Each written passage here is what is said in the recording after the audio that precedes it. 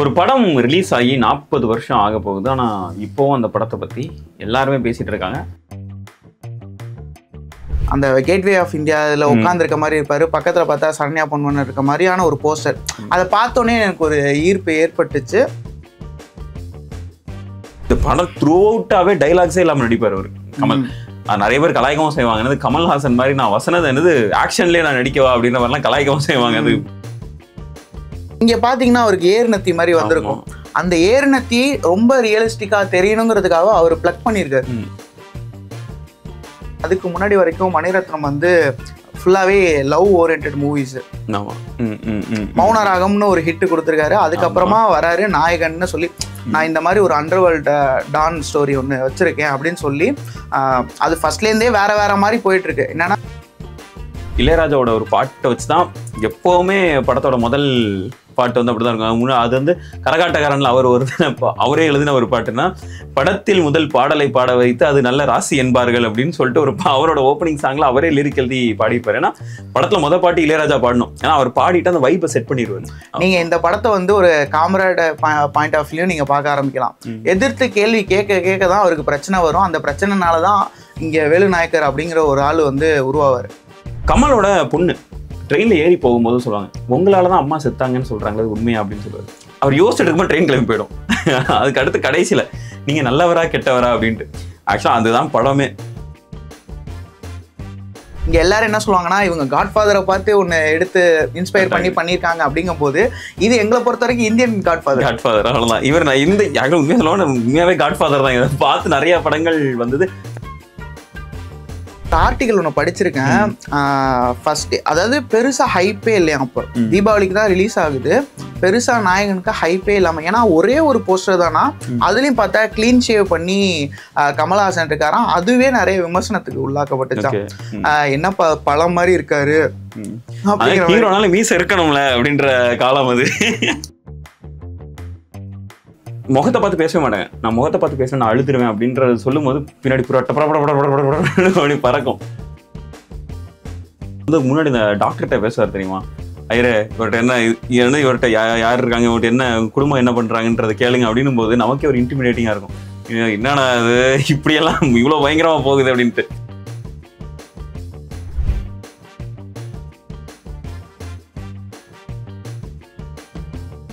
ஒரு படம் ரிலீஸ் ஆகி 40 வருஷம் ஆக போகுது. ஆனால் இப்போவும் அந்த படத்தை பற்றி எல்லாருமே பேசிகிட்டு இருக்காங்க. ஸோ நம்மளும் பேசிடலாம்னு நினைக்கிறேன். படம் கொஞ்ச நாளில் ரீரிலீஸராக போகுது, நாயகன். ஃபர்ஸ்ட் இந்த படத்துக்குள்ளே உள்ள மற்ற விஷயங்களை பேசுறதுக்கு முன்னாடி உங்களோட எக்ஸ்பீரியன்ஸ் என்ன இருந்தது? ஃபர்ஸ்ட் எப்போ நாயகன் பார்த்தீங்க? ஃபர்ஸ்ட் பார்த்ததுக்கப்புறம் அது எந்த மாதிரி ரிசீவ் பண்ணீங்க? அல்ல அது விவரம் தெரிஞ்சுன்னா அந்த ஒரு பார்த்துட்டேன் அப்படிங்கிறது வந்து ஒரு 4th or 5th நினைக்கிறேன். அப்போ எங்கள் வீட்டில் அந்த விசிடி இந்த கேசட் இதெல்லாம் இருக்கும்ல, அதில் வந்து ஒரு மோசபே கேசட்டில் வந்துட்டு அந்த கேட்வே ஆஃப் இந்தியாவில் உட்காந்துருக்க மாதிரி இருப்பார், பக்கத்தில் பார்த்தா சரண்யா பொன்வன் இருக்க மாதிரியான ஒரு போஸ்டர். அதை பார்த்தோன்னே எனக்கு ஒரு ஈர்ப்பு ஏற்பட்டுச்சு. அப்படி தான் அந்த படம் நான் அதை பார்க்க ஆரம்பித்தேன். ஆரம்பிக்கும் போதே வந்து ஒரு சின்ன பையன் அப்படியே வந்துட்டு அந்த பீச்சில் ஓடிட்டு இருப்பார். அப்பா நீங்கள் ஏன்பா நான் உங்களை துரத்துறாங்க அப்படின்னு கேட்கும்போது, ஒரு சின்ன பையன்லேருந்து ஆரம்பிக்கும் போதே நமக்கு ஒரு இன்ட்ரெஸ்ட் ஒரு கியூரியாசிட்டி உருவாயிடுச்சு. அப்படி தான் அந்த படம் பார்த்தேன். நான் படம் பார்த்தது ரொம்ப லேட்டாக தான் பார்த்தேன். 2018-19 தான். நாயகன் இஸ் கிளாசிக் அப்படின்ற ஒரு இடம் டிவியில் கூட பார்த்தது இல்லையா? அதெல்லாம் பார்த்ததே கிடையாது. 2018-19 தான் உட்காந்து படத்தை பார்த்தது. கோவிடுக்கு முன்னாடி, கோவிடுக்கு ஜஸ்ட் முன்னாடி நினைக்கிறேன் 2019. அப்போ லேட்டர் ஸ்டேஜஸ் ஆஃப் 19 நினைக்கிறேன், டிசம்பர் 19 அந்த மாதிரி இருந்திருக்கும். அந்த டைம்ல உட்காந்து பார்த்தது. பார்க்கும்போது ஏன்னா அதுக்கு முன்னாடி அதை பத்தி பேசாதவங்க கிடையாது. எல்லாம் சரி ஓகே உட்காந்து பார்ப்போமே சரி அப்படின்னு சொல்லிட்டு ரொம்ப லேட்டாக பார்த்தது. ரொம்ப நல்லா இருந்தது. யூஸ்வலாக என்னன்னா இந்த மாதிரியான படங்கள்லாம் நம்ம ஊர்ல வரும்போது என்னன்னா, இப்போ ஒருவேளை இந்த படம் கிளாசிக் கிடையாது, இந்த படம் வந்து ஒரு இது இல்லை நார்மல் படம், புதுசாக இன்னைக்கு ரிலீஸ் ஆக போகுதுன்னு வச்சுக்கோங்க, என்ன தெரியுமா பண்ணுவாங்க, படம் ரொம்ப ஸ்லோவாக போகுதுங்க அப்படின்ற மாதிரி ஒரே பேச்சில் அடித்து முடிச்சிருவாங்க. ஆனால் எனக்கு நான் அதில் ரொம்ப இன்ட்ரெஸ்டடாக பார்த்ததுன்னா, எனக்கு ரொம்ப புதுசாக இருந்தது என்னென்னா, இப்போ கூட இந்த படத்தில் எடுத்த பல முடிவுகளை எடுக்கிறதுக்கு இந்த காலத்தில் டைரக்டர்ஸ் கூட முன் வராமல் இருக்கிறாங்க அப்படின்றத அவங்க என்னன்னா, படத்தில் டைலாகே ரொம்ப கம்மி, படத்தில் டைலாக் இருக்காது, படத்தில் பிஜிஎம் வந்து சூப்பராக இருக்கும் ஆனால் எல்லா இடத்துலையும் இருக்காது, ரொம்ப மைல்டாக எங்கெங்கே தேவையோ அங்கங்கே யூஸ் பண்ணுவாங்க, நிறைய இடத்துல சைலன்ஸ் இருக்கும். ஸோ அந்த படத்தில் பிஜிஎம் இருக்கும், ரொம்பவே நல்லா இருக்கும், நிறைய மியூசிக்லாம் வெறித்தனமாக போட்டிருப்பாரு இளையராஜா. ஆனால் படத்தில் நிறைய இடத்துல சைலன்ஸ் விட்டுருப்பாரு, எதுவுமே இல்லை, அமைதியாக இருக்கும், அந்த மூமெண்ட்ஸ் மட்டும் போய்கிட்டே இருக்கும், நடிக்கவும் மாட்டாங்க. ஐ மீன் லைக் டைலாக்ஸும் இருக்காது, மியூசிக்கும் இருக்காது. நான் எப்படி கன்வே ஆகும்னு பார்த்தா அந்த படத்தோட ஸ்டேஜிங்லேயே கன்வே பண்ணியிருப்பாங்க. இந்த யாரா இங்கே நகர்றதா இருக்கட்டும், இவரோட நடிப்பா இருக்கட்டும், அதுலேயே சூப்பராக கன்வே பண்ணியிருப்பாங்க. நான் ரொம்ப பார்த்து வியந்த ஒரு படம் வந்து நாயகன். நாயகன் பற்றி ஃபர்ஸ்ட் நான் இந்த நாயகன் பற்றி ஓப்பனாக நான் பேசணும்னு நினைக்கிறது முதல்ல வந்து ஆக்டிங்கை பற்றி உள்ள போயிடலான்னு பார்க்குறேன். இல்லை ஒவ்வொருத்தரும் ஒவ்வொரு மாதிரியான ஆக்டர்ஸ் பண்ணுற எந்த ஆக்டராக இருந்தாலும் சரி அவங்களோட பர்ஃபெக்ஷனை கொடுத்துருப்பாங்க. ஃபர்ஸ்ட் என்னன்னா இந்த இதில் எனக்கு ரொம்ப பிடிச்ச ஒரு சீன் என்னன்னா, சரண்யாவை வந்து பார்க்க போவாங்க. அப்போதான் ஃபர்ஸ்ட் சரண்யாவோட ஓப்பனிங் சீன் இதுதான். கமல் வந்து போயிட்டு ஷர்ட்டை கழட்டி கரெக்டாக அந்த கண்ணாடி பைப்பில் காயப்படுவார், இது தொங்க விடும்போது பின்னாடி இருந்து ஏதோ ஒரு சத்தம் கேட்கும்போது நாளைக்கு கணக்கு பரீட்சை இருக்கு அப்படின்னு சொன்னாங்க. இவங்க வந்து டக்குன்னு அங்கே டைலாக் இருக்காது, எதுவுமே இருக்காது. இவருக்கு ஒரு இல்ல ஃபர்ஸ்ட் வந்து என்ன வரும்னா அந்த டைலாக் வந்துட்டு என்ன கொஞ்சம் சீக்கிரம் விட்டுறீங்களா, ஆமா அப்படிதான் ஆரம்பிப்பாங்க. ஏன் இன்னும் நிறைய சம்பாதிக்கணுமா உனக்கு அப்படின்னு. அந்த இன்னொரு இதுல அப்படியே டோட்டலா அந்த இதே மாறிடுது. எனக்கு கணக்கு பரீட்சை இருக்கு அப்படின் போது ஒரு ஒரு ஒரு ரியலைசேஷன் வரும். என்ன இது அப்படின்னு அவருக்கு ஒரு கில்ட் வரும். இங்கே ஒரு சின்ன பொண்ணு, ஒரு ஸ்கூல் பொண்ணு இருக்க, இப்போ அந்த பொண்ணோட படிப்பு இருக்குதா, அந்த பொண்ணு அவ்வளோ கஷ்டப்பட்டு படிக்கிறா அப்படின் போது இவருக்கு ஒரு பெயின் வரும். டக்குன்னு அப்படி தொங்க விழும்போது அதில் டைலாகே இருக்காது, அவர் பேசவே மாட்டார்.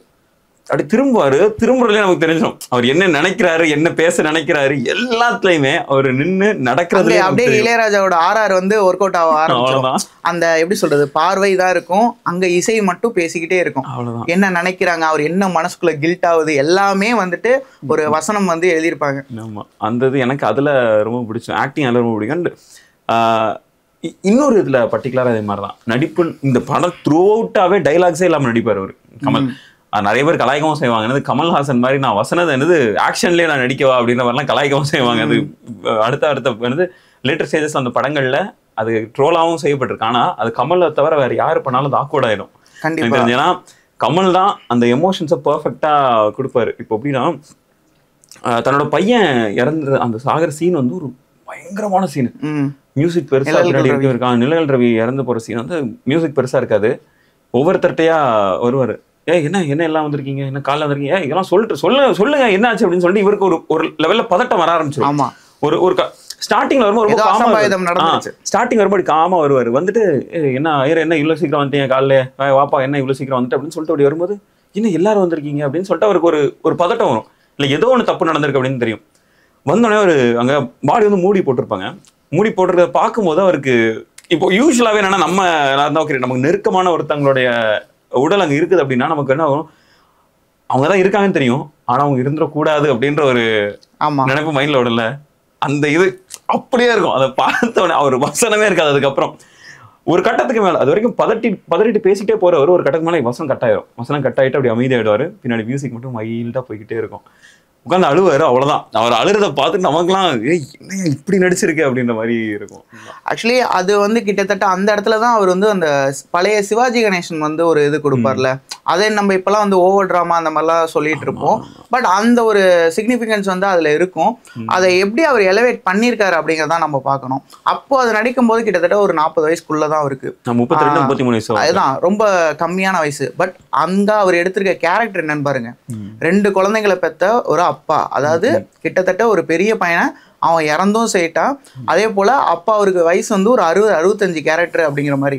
அங்க நீங்க தோற்றமாவும் நீங்க 60 வயசுக்காரனும் நீங்க வந்து ப்ரூவ் பண்ணும், வாய்ஸோட அந்த சவுண்ட்லயுமே நீங்க அதை காட்டணும்.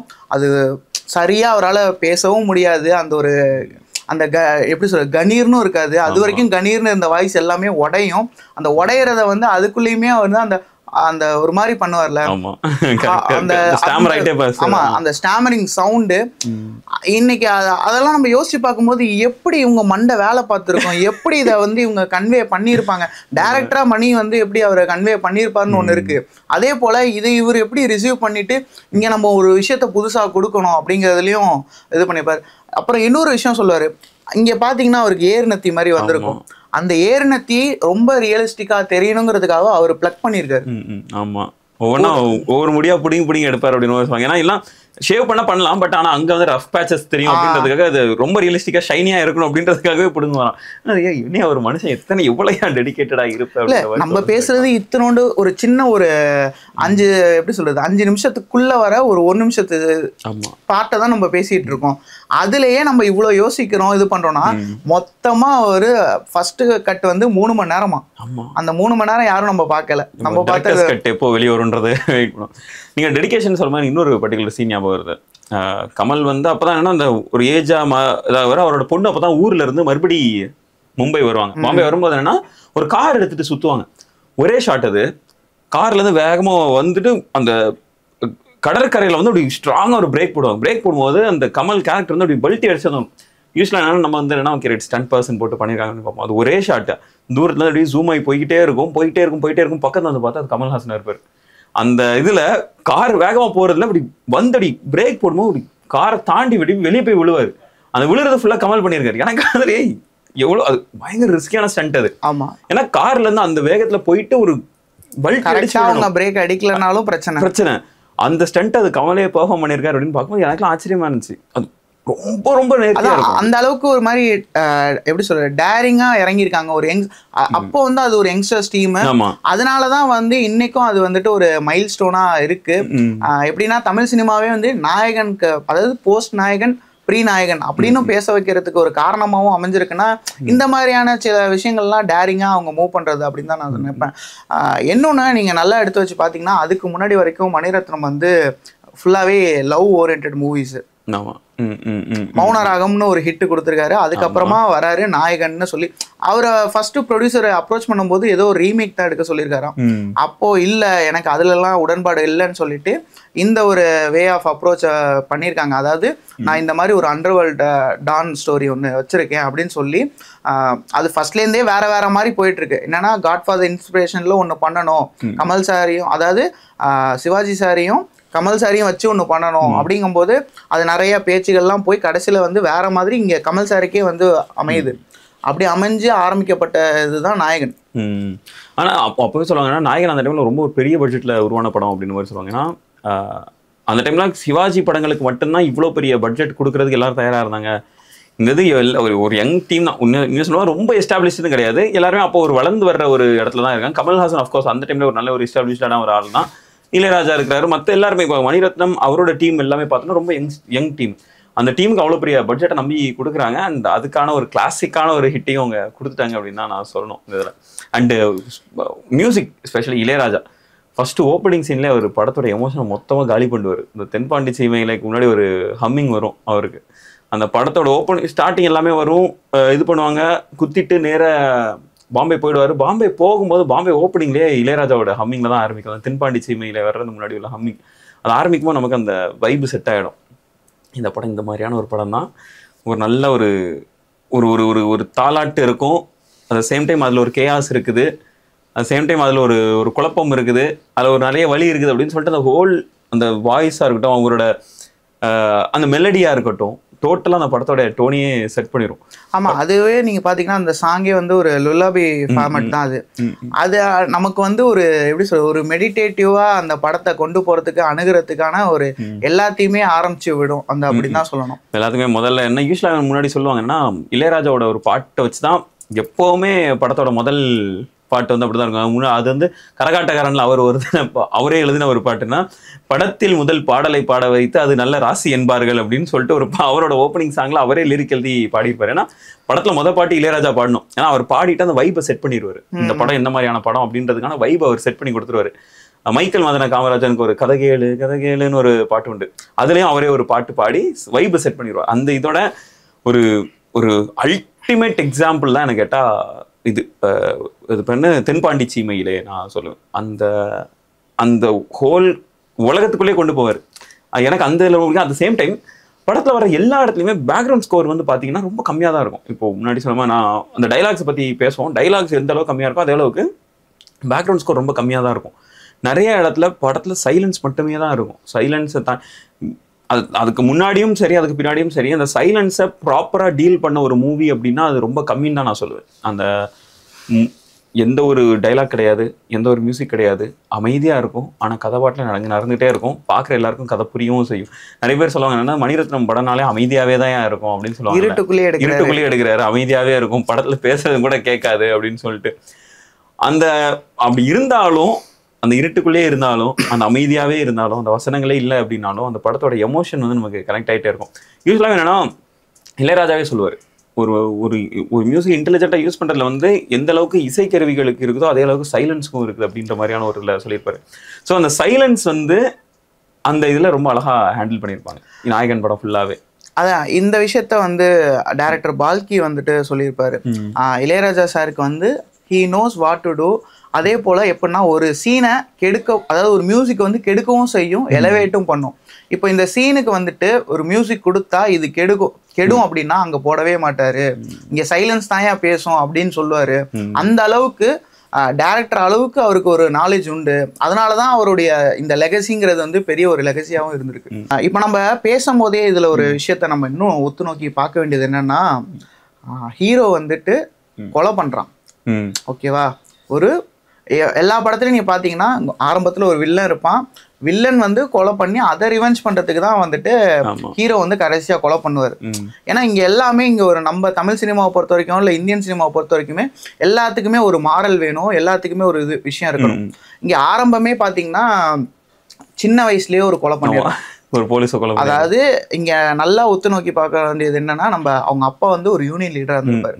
நீங்க இந்த படத்தை வந்து ஒரு காமரேட் பாயிண்ட் ஆஃப் வியூ நீங்க பார்க்க ஆரம்பிக்கலாம். எதிர்த்து கேள்வி கேட்க தான் அவருக்கு பிரச்சனை வரும். அந்த பிரச்சனைனாலதான் இங்க வேலுநாயக்கர் அப்படிங்கிற ஒரு ஆள் வந்து உருவாவார்.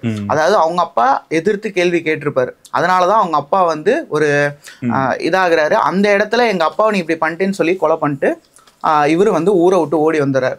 இங்கே வந்தா வளர்ப்பாப்பா அவர் எப்படி இருக்காருன்னா, அவருடைய கேரக்டரை பாருங்களேன்.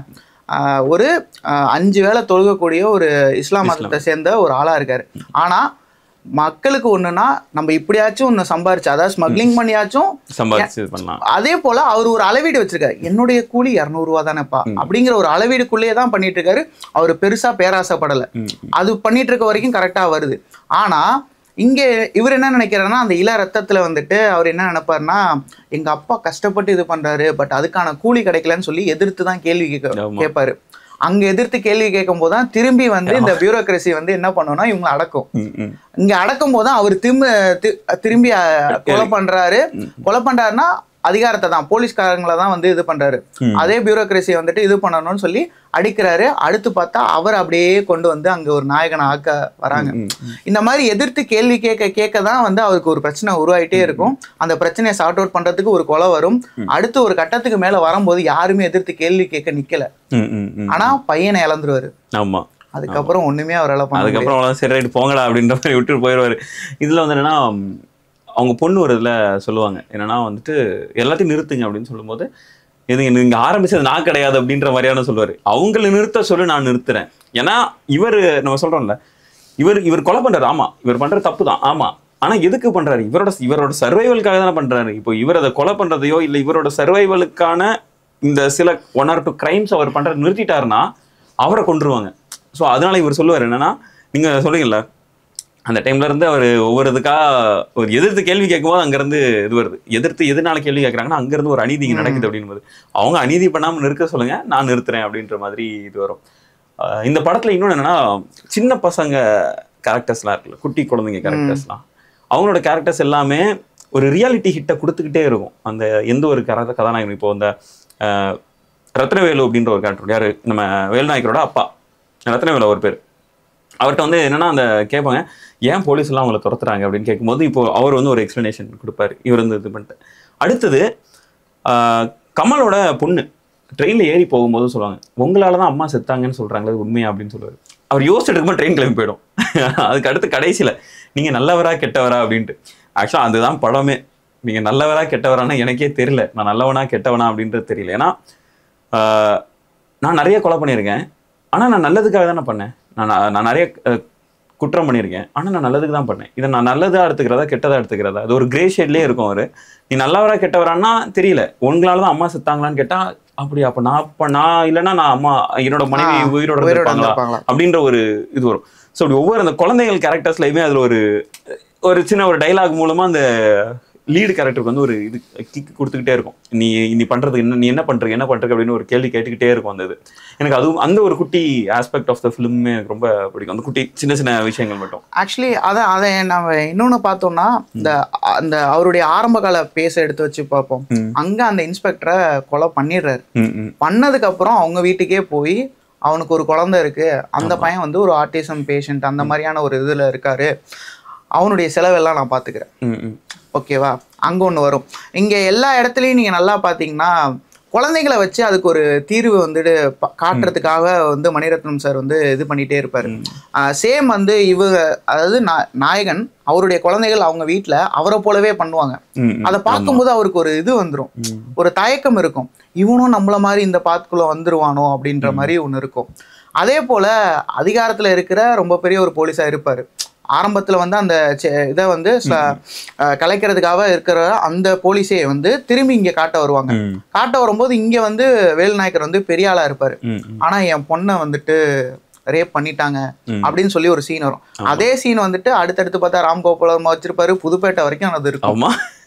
இங்க எல்லாரும் என்ன சொல்லுவாங்கன்னா இவங்க காட்ஃபாதரை பார்த்து ஒன்னு எடுத்து இன்ஸ்பயர் பண்ணியிருக்காங்க. அப்படிங்கும் போது இது எங்களை பொறுத்த வரைக்கும் இந்தியன் காட்ஃபாதர் அவ்வளவுதான். இவர் நான் இந்த உண்மையா சொல்லுவாங்க, உண்மையாவே காட்ஃபாதர் தான். இதை பார்த்து நிறைய படங்கள் வந்தது, நிறைய டைரக்டர்ஸுமே வந்து உருவாயிருக்காங்க. அதான் இங்க வந்து அவரு ஒரு இது கேட்பாரு, நாயக்கரே நான் உங்கள்கிட்ட வந்திருக்கேன், இந்த மாதிரி எனக்கு பண்ணி கொடுங்க அப்படிங்கும் போது அதை இது பண்ணுவாங்க. அதாவது அதிகாரத்துல இருக்கிற ஆளாலேயே வந்து இங்க வந்து ஒன்றும் பண்ண முடியாதுங்கிற ஒரு நிலைமையும் இருக்கு அப்படிங்கிற மாதிரியான விஷயங்களும் கண்ணோட்டமும் வரும். அதையே வந்து எதிர்த்து கேள்வி கேட்பாரு இவரு, அதாவது கமல் வந்து எதிர்த்து கேள்வி கேட்பாரு, அவங்களுக்கு வந்து ஒரு சொல்யூஷன் கொடுப்பாரு அப்படிங்கிற ஒரு கண்ணோட்டம் இருந்துட்டே இருக்கும். நீங்க வந்து இந்த படத்தை ஃபர்ஸ்ட் பார்க்கும்போது எப்படி புரிஞ்சுக்கிட்டீங்க? நீங்க ஒரு கேங்ஸ்டர் ஃபிலிம், அதாவது இப்ப எல்லாருமே சோகால்ட் கேங்ஸ்டர் ஃபிலிம்னு ஒண்ணு இருக்குல்ல, இது அப்படிதான் பாத்தீங்களா? அதுதான் சொல்றேன், நான் வந்து ரொம்ப லேட்டரா தான் பார்த்தேன் இந்த படம். வந்து இந்த கேங்ஸ்டர் ஃபிலிமை தாண்டி நான் எந்த ஒரு படமா இருந்தாலும் சரி அதோட ஹியூமன் எமோஷன்ஸ் இருக்குல்ல, அதுதான் எனக்கு தெரிஞ்ச அந்த இதோட கருன்னு நினைப்பேன். எனக்கு ரொம்ப ப்ராப்பர் எக்ஸாம்பிளா பார்த்தேன்னா இன்டர்ஸ்டெல்லார் வந்து ஒரு பயங்கரமான science fiction, out of the world படம். எக்கச்சக்க இந்த குவாண்டம் ஃபிசிக்ஸ், 5th டிமென்ஷனை தாண்டி டிமென்ஷன் போயிட்டு இருக்கிற ஒரு படம்.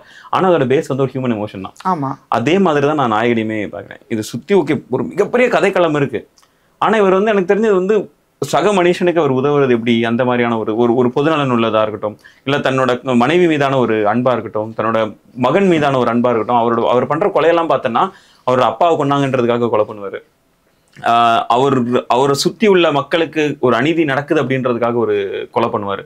அவரோட மனைவியை கொண்டுட்டாங்கன்றதுக்காக ஒரு கொலை பண்ணுவாரு. அவரோட மகனை கொண்டதுக்கு அப்புறம் கொலை பண்ண மாட்டாரு நினைக்கிறேன். மகனை கொண்டதுக்கு அப்புறம் அவ்வளவுதான், அதோட டன் முடிஞ்சது. இல்ல இங்க கொலை வந்து தீர்வு கிடையாது, இது மேற்கொண்டு பகையதான் சம்பாதிக்கும், பகையதான். அதாவது ஆரம்பத்துல அவர் பண்ணது மக்களுக்காக இல்ல ஒரு இதை கேள்வி கேட்டு, இங்க ஒய்ஃப்னு வரும்போது அது பர்சனல் ஆயிடுது. இந்த பர்சனல்னு வரும்போது இது எங்க மாறுதுன்னு பாத்தீங்கன்னா ரிவெஞ்ச் தான் போக போகுது. அவருக்கு அதெல்லாம் அந்த இது வந்துருச்சு. இப்ப நம்ம போனோம்னா அடுத்து நம்ம ஆரம்பிச்சதுக்கான அந்த ஒரு ஆரம்பிச்சோம்ல, இது எதுக்கு ஆரம்பிச்சோங்கிறதுக்கான ஒரு இதே இல்லை அப்படிங்கிற மாதிரியான ஒரு ரீசன் தான் அது வரும், ஃபாலோ பண்ணும். எனக்கு மோஸ்ட்லி எனக்கு என்னன்னா அந்த நாயகன்ல நான் ரொம்ப அதிகமாக என்ஜாய் பண்ணு, எனக்கு ரொம்ப பிடிச்ச மியூசிக். ஓகே, மியூசிக் வந்து ஃபுல் அண்ட் ஃபுல் அந்த இளையராஜா சாரோட 400வது படம் அது சொல்லும்போது அந்த மியூசிக் வந்து ஃபுல் அண்ட் ஃபுல் அந்த ஹியூமன் எமோஷன்ஸ் மட்டுமே டீல் பண்ணும். அதில் எந்த ஒரு மாஸ் பிஜிஎம் அப்படின்ற மாதிரிலாம் கிடையாது. ஓகே ரைட், அவ்வளோதான் திரையரங்கம் செதறட்டுன்ற மாதிரியான பிஜிஎம்லாம் கிடையாது. எந்த மியூசிக் எடுத்தாலும் அதில் வர பிஜிஎம் பார்த்தீங்க அப்படின்னா நல்ல சட்டிலாக லல்லபியாக இருக்கும். அந்த அந்த எமோஷன்ஸ் மட்டும்தான் அது பேசுது அப்படின்னு மாதிரி தான் நான் பார்க்குறேன். அஃப்கோர்ஸ் அது கேங்ஸ்டர் இதெல்லாம் இருக்கட்டும், ஃபைன். ஆனால் அவர் என்னென்ன பிரச்சனை, இன்னொரு பர்டிகுலர் விஷயம் அது. ஓகே, ஒரு நாயகன் அப்படின்ற ஒரு கேரக்டருடைய ஹோல் லைஃப் இது ஒவ்வொரு எபிசோடாக போகுது. முதல்ல ஒரு யங்ஸ்டராக இருக்கிறது ஆள், ஒரு நோபடியாக இருக்கிற ஒரு ஆள், ஒரு சாதாரண ஒரு ஹியூமனாக இருக்கிற ஒரு ஆள். அவர் வந்து எப்படி அடுத்த இடத்துக்கு போகிறார், எப்படி ஒரு ஸ்மக்லிங்கில் ஒரு மிகப்பெரிய ஒரு சிண்டிகேட்டில் ஒரு முக்கியமான ஆளாக மாறுறாரு அப்படின்னு சொல்லிட்டு. அடுத்தது ஒரு அப்பாவா எப்படி இருக்கு, ஒரு ஹஸ்பண்டா ஒரு அப்பாவா எப்படி இருக்காரு அப்படின்ட்டு அதை தாண்டி இப்படி போயிட்டு இருக்குது. அந்த ஹோல் இதை பார்த்தீங்கன்னா எந்த எபிசோட்லையுமே மூவி ரஷ்யா இருக்காது. எல்லா எபிசோட்லையும் அந்த எபிசோட்ல அவர் ஃபேஸ் பண்ற பிரச்சனை என்னவா இருக்கும் அப்படின்றத அந்த இதில் ஃபுல்லாக டீல் பண்ணுவாங்க. அந்த பிரச்சனையை அவர் எப்படி ஓவர் கம் பண்றாரு அப்படின்வாங்க. அந்த ஓவர் கம் பண்ணதுனால அடுத்த எபிசோட்ல அவருக்கு ஒரு பிரச்சனை வரும்.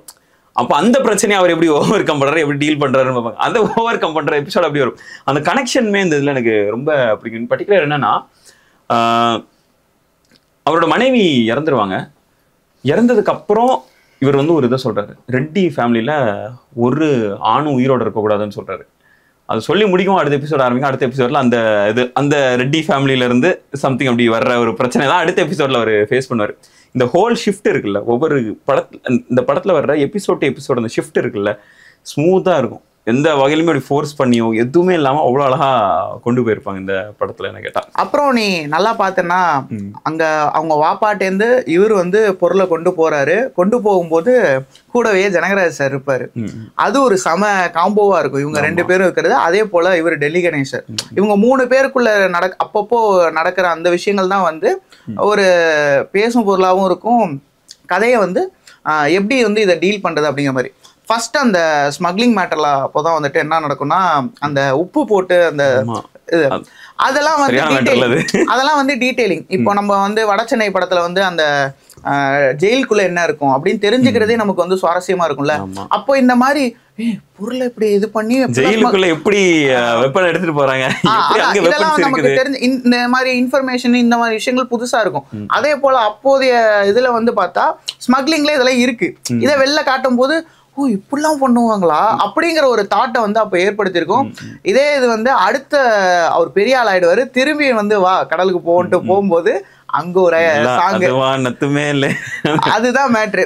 இந்த இடத்துல நீ நல்லா பார்த்தனா ஒரு பேரல் சினிமாவையும் கமர்ஷியல் சினிமாவையும் பிளெண்ட் பண்றாங்க. அந்த ரியாலிட்டியையும் கமர்ஷியல் இதையும். இன்னொரு விஷயம் நான் பாக்குறேன், இந்த படம் வந்து கமர்ஷியலோட ஸ்கிரிப்ட் இருக்குல்ல, அந்த டைம்ல ஃபைட்டிங் அப்படின்னா அதுல ஒரு சவுண்ட் வரும், அடிச்சனா பறந்து போவார், ஸ்லோ மோஷன் அந்த ஆளு பறக்கிறது, அது எதுவுமே இதுல இருக்காது. அப்படி அவ்வளோ ரியலிஸ்டிக்கா அவ்வளோ ப்ராப்பரா. ஆனா அடிச்சனா இங்க இடத்துல இப்படி போய் விழுவாங்களா, அவ்வளவுதான், பிடிச்சிட்டு தூக்கி போடுறது என்ன, அந்த ஹோல் இதை அவ்வளோ ரியலிஸ்டிக்கா எடுத்திருப்பாங்க. அதான் அப்போலாம் வந்து ஃபோலி ஆர்டிஸ்ட்லாம் பார்த்தீங்கன்னா சும்மா அந்த இப்படினாலே போதும், அதுக்கு முன்னாடியே டக்குன்னு ஒரு தட்டு தட்டிடுவாங்க, டிஷ் டிஷ் டிஷ் இவ்வளோதான் இருக்கும். இதில் அதுதான் சொல்கிறேன்ல, எல்லாமே ஈவன் வந்து கேமரா லைட்டிங்காக இருக்கட்டும், நிறைய விஷயங்கள் இங்கே உண்மை நிஜமா பொய்யான. இப்போ அந்த தாராவிலாம் இருக்குல்ல, அதெல்லாம் செட்ஸு எல்லாமே ஒரு குறிப்பிட்ட அந்த பாட்டு வருது அங்க முடிஞ்ச அளவுக்கு வந்து ஸ்டேஜ் பண்ணி எடுக்கிறாங்கல்ல, அது எல்லாமே செட்டு. வீனஸ் ஸ்டுடியோன்னு அப்போ இருந்துச்சு சென்னையில, அதுல வச்சுதான் செட் பண்ணி தான் எடுத்திருக்காங்க. அது வந்து தோட்டாதர்ணி சார் ஆமா ஆர்ட் எல்லாமே. அதுக்கு அடுத்து பார்த்தா கேமரா லைட்டிங் எல்லாமே பார்த்தா ஃபிலிம் ரோல் வேற. இது இல்லாம பிசி ஸ்ரீராம் வந்து அவரு ஒரு யங்ஸ்டரா அவரு வந்து ஒரு இதை கலப்புறாரு. இன்னொன்னு என்னன்னா எல்லாமே ஃப்ரேம் வந்து இப்படியே ஸ்டேஜா இல்ல, இப்படியே இல்ல, எல்லாமே ஒரு மூமெண்ட் ஷாட்ஸ் இருக்கு. அதுவும் பார்த்தா அந்த மாதிரி ஆங்கிள்ஸ் வந்து அது வரைக்கும் சினிமாலையுமே வந்து யாருக்கும் பரிச்சயம் இல்லாத மாதிரியான ஒரு இதாக இருக்கு.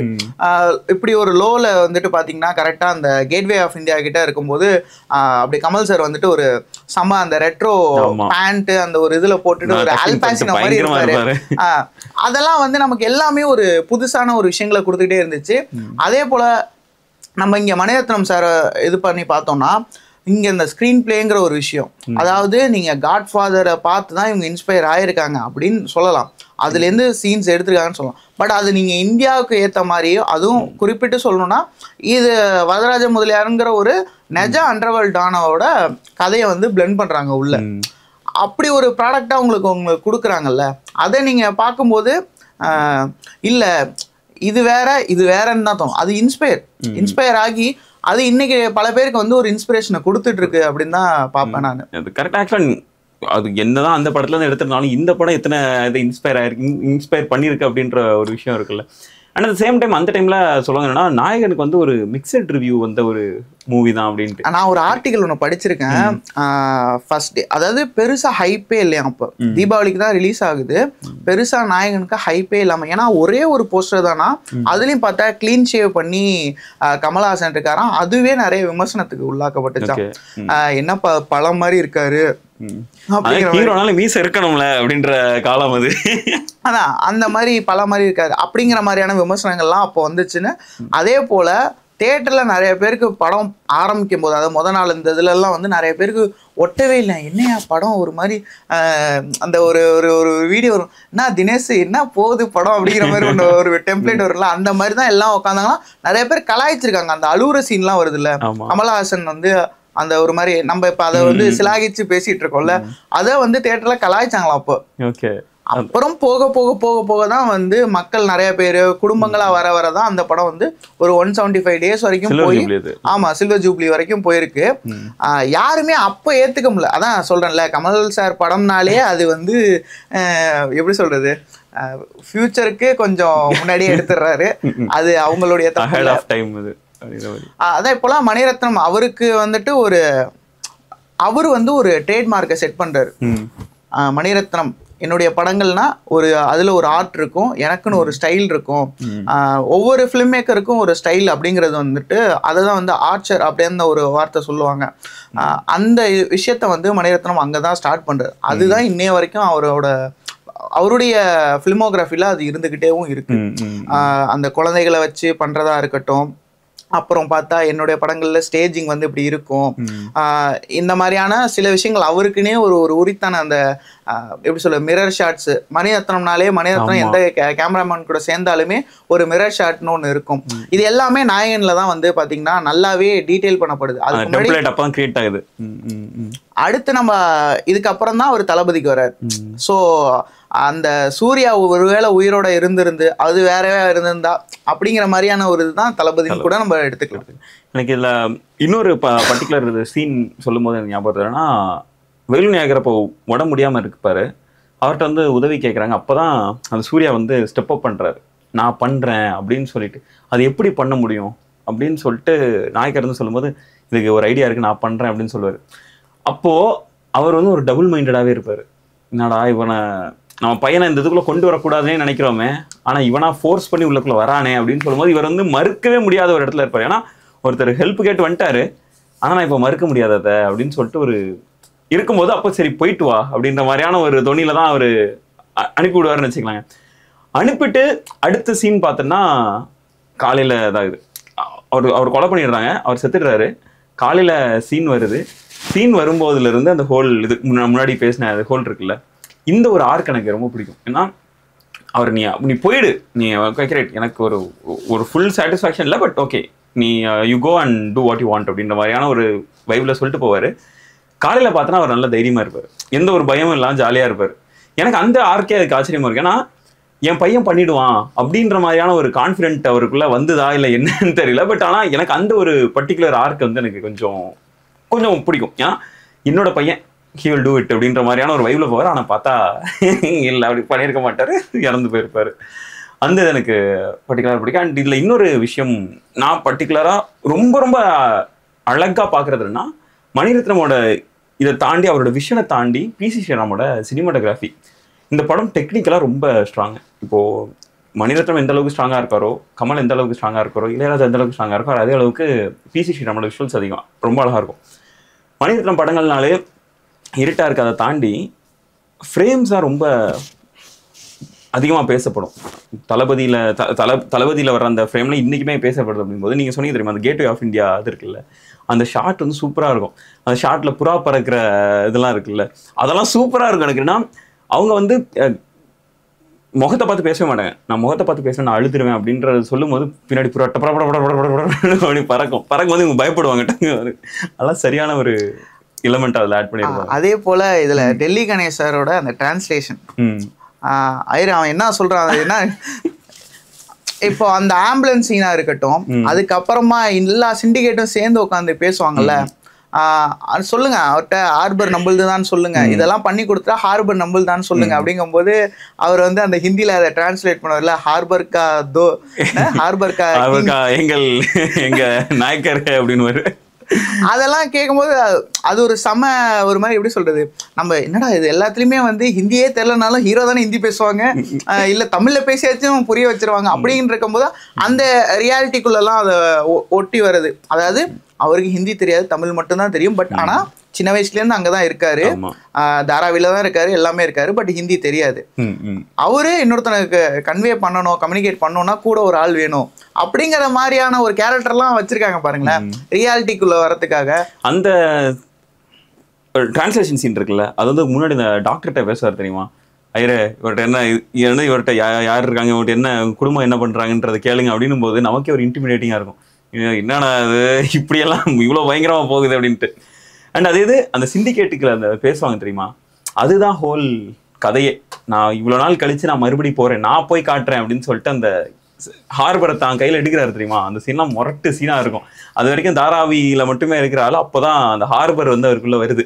ஒவ்வொரு ஏரியாவை எப்படி அபகரிக்கிறாரு, எப்படி ஒவ்வொருத்தரா அந்த ஹோல் மும்பையில முக்கியமான ஸ்பாட் எப்படி எடுக்கிறாரு அப்படின்ற ஒரு சீன் இருக்குல்ல. சின்ன ஆள் ஓகே, தாராவில ஒரு நார்மலா வரான்ப்பா, அங்கிருந்து திருநெல்வேலியில இருந்து ஓடி வந்துட்டான், எஸ்கேப் ஆகி காயல்பட்டினமா தூத்துக்குடியே சம்திங், அங்கேருந்து ஓடி வந்துட்டான். ஓடி வந்த சின்ன பையன் தாராவில எப்படி ஒரு வெல்நோனான ஒரு ஃபேஸா மாறுறான் அப்படின்னா, மக்களுக்காக அடி வாங்கினா ரைட்டு டன்னு, தாராவி தன்னோட கண்ட்ரோலுக்கு வந்துருச்சு, ஓகே ரைட்டு. எப்படி டானா மாறுறான் அப்படின்னா, அந்த ஒரு பேச்சுவார்த்தை நடக்குது. அங்கே உள்ள மக்கள் பெரிய பெரிய ஆட்கள்லாம் பார்க்குறாரு, ரெட்டி பார்க்குறாரு, அங்கே உள்ள ஒவ்வொருத்தராக பார்க்குறாரு. பார்த்துட்டு அவங்களுக்கே சவால் விட்றாரு. சவால் விட்டு அவரே போயிட்டு ஹார்பரை தான் பக்கம் இழுக்கிறாரு அப்படின்ற அந்த ஹோல் என்ன சொல்றது, அந்த ஒரு எபிசோட் இருக்குல்ல, செம்ம இதாக ஸ்டேஜ் பண்ணியிருப்பாங்க. அதான் இப்போ ஒவ்வொரு ஸ்டேஜும் இருக்கார்ல, அதே போல கமலஹாசனை காட்டுறதுமே ஒவ்வொரு ஸ்டேஜுக்கும் காட்டும் போது ஆங்கிள் மாறிட்டே வரும். ஓகே, லைக் எப்படின்னா ஒரு கட்டத்துக்கு மேல அவர் மாடியில இருப்பாரு, அங்க இருந்தா அவன் கீழே பார்ப்பாரு எல்லாரையும். லைக் இந்த மாதிரியான விஷயங்கள்லாம் வந்துட்டு செம்மையா வந்து டெக்னிக்கலா வந்து ஒரு படியா ஏறி போயிட்டே இருக்கிறாரு அப்படின்ற மாதிரி. படி இல்ல, அவரு ஒரு எட்ட முடியாத ஒரு உயரத்துல இருந்தா மக்களே இப்ப பார்க்க ஆரம்பிச்சிருக்காரு. அந்த மாதிரியான விஷயங்கள்லாம் வரும். ஒரு கட்டத்துல மக்கள் எல்லாருமே இருக்கும்போது ஐ டு ஐ அந்த மாதிரி இருக்கும். அடுத்தது பார்த்தா இங்க இருப்பாரு, மக்கள் எல்லாம் இங்க இருப்பாங்க. அவருமே வந்து ஒரு அதிகார இதுக்கு போயிட்டாரு. ஆமா, எலிவேட் ஆகி போயிட்டாரு கிட்டத்தட்ட. அதை நான் அப்படிதான் புரிஞ்சுக்கிறேன். நீங்களுமே வந்து இப்போ உங்களையுமே ஒருத்தன் இது பண்ணணும்னா அங்க இன்னொரு ஒரு ஆள் வந்து உருவாக்கணும், அந்த மாதிரியான ஒரு கண்ணோட்டத்துல நான் பார்த்தேன். சொல்லி ஒவ்வொரு ஸ்டேஜ்லயும் யூஸ் பண்றீங்களா? அதுல கமல்ஹாசனோட ஆக்டிங்ல நான் மறுபடியும் வரேன். கமல் வந்து ஒவ்வொரு ஸ்டேஜ்லயுமே ஒரு டிஃபரன்ஷியேட் காட்டிட்டே இருப்பாரு.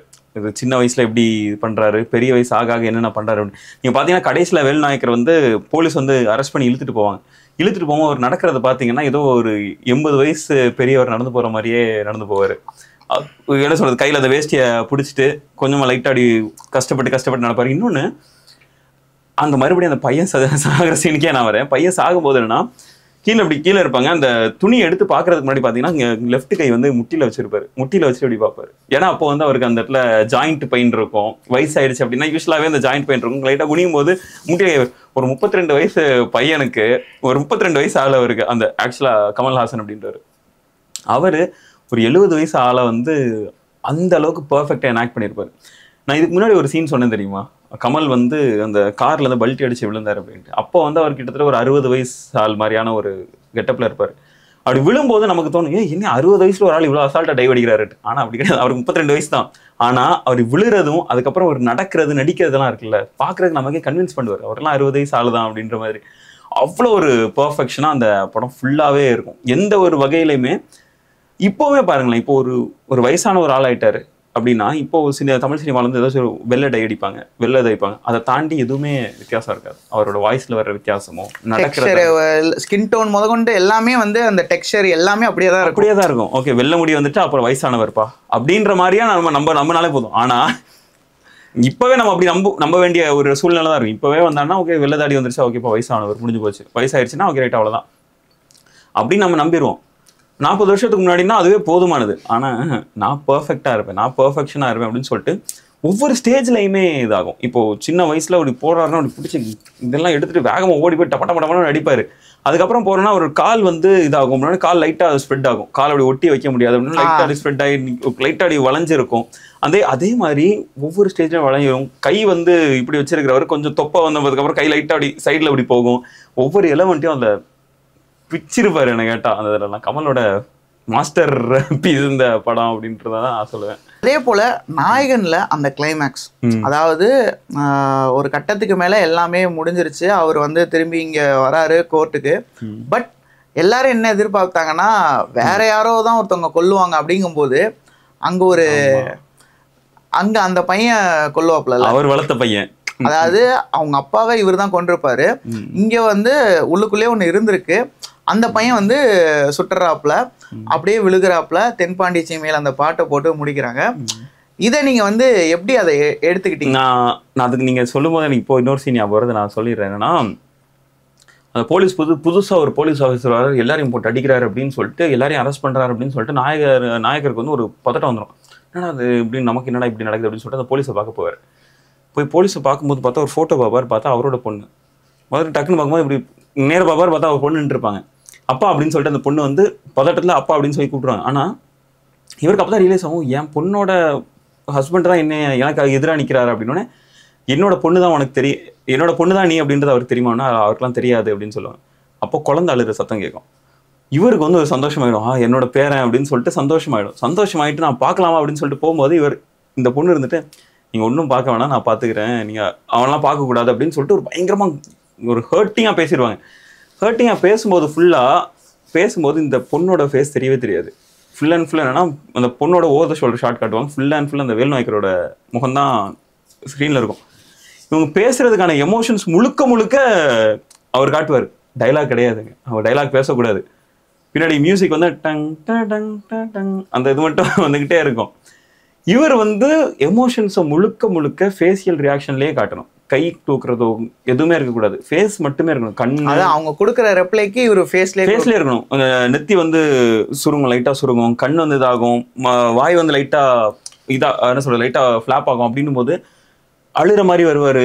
அந்த ஹோல் இது ஒரு கிட்டத்தட்ட ஒரு 1.5 நிமிஷம் டைலாக் நினைக்கிறேன். அந்த பொண்ணு வந்து லைட்டாக பேசிட்டே இருப்பாங்க 1.5 நிமிஷம். அந்த 1.5 நிமிஷத்துக்கு அவர் வந்து வேற மாதிரியான ரியாக்ஷன் கொடுத்துட்டே இருப்பாரு. அவர் என்ன ரியாக்ஷன் கொடுக்குறாரு அப்படின்றதுக்கான டைலாக் நமக்கு தெரியும், நமக்கு காதில் கேட்கும். அவர் பேச மாட்டாரு, ஆனால் அவர் பேசுகிற டைலாக் நமக்கு கேட்கும் அப்படின்ற மாதிரியான வருது. அதுக்கப்புறம் தான் இந்த இது அவரோட அப்பாவை இவர் தான் கொன்னாரு அப்படின்றது வந்து அந்த பையனுக்கு தெரிஞ்சிடும். ஓகே, அப்படி என்னோட அப்பாவை நீ தான் கொன்னியா, சரி அப்போ நான் உன்னை கொல்றேன் அப்படின்னு சொல்லிட்டு இவர் அந்த போலீஸ் இதெல்லாம் போட்டு அப்படி போகும்போது எனக்கு தெரிஞ்சு என்ன சொல்றது, என்னைக்கோ முன்னாடி பண்ண வினை உன்னை திருப்பி வந்து அடிக்க தான் செய்யும்.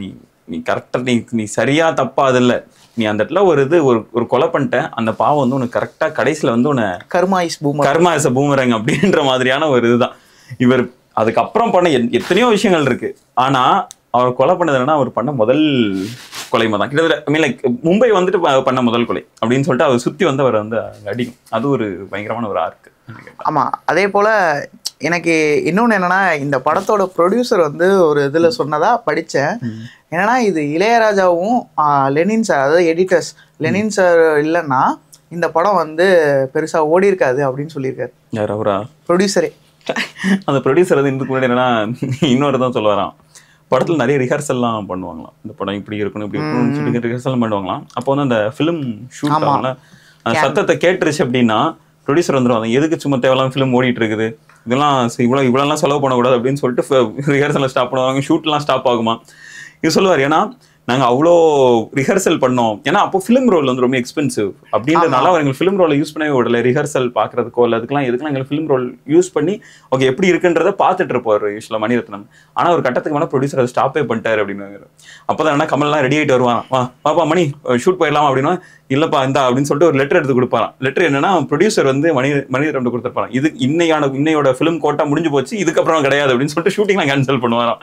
ஒரு பயங்கரமான ஸ்ட்ரிக்டான ப்ரொடியூசராக தான் இருந்திருக்காரு. நல்ல வேலை, அவர்லாம் இப்போ வெற்றி மாறட்ட மாட்டிருந்தான் அவ்வளோ. இப்போ நான் டிஜிட்டல் ஆயிடுச்சு இல்லை. ஆமாம், அதனால ஸோ பிரச்சனை இல்லை. So thank you Santhosh. நிறைய டீடைல்ஸ் டிஸ்கஸ் பண்ணுறோம், டிஸ்கஸ் பண்ணாமலும் இன்னும் நிறைய டீடைல்ஸ் இருக்கு. ஏன்னா நிறைய இருக்கு, நாங்கள் எங்களுடைய டைமுக்கு கம்மியாக தான் பண்ணியிருக்கோம். நீங்கள் வந்துட்டு உங்களுக்கு பிடிச்ச சீன்ஸு அதை நீங்கள் என்னவா கன்வே பண்ணிக்கிட்டீங்க அப்படிங்கிறத முடிஞ்சா கமெண்ட் பண்ணுங்க. நெக்ஸ்ட் ஏதாச்சும் ஒரு டிஸ்கஷனில் பார்ப்போம். பாய்.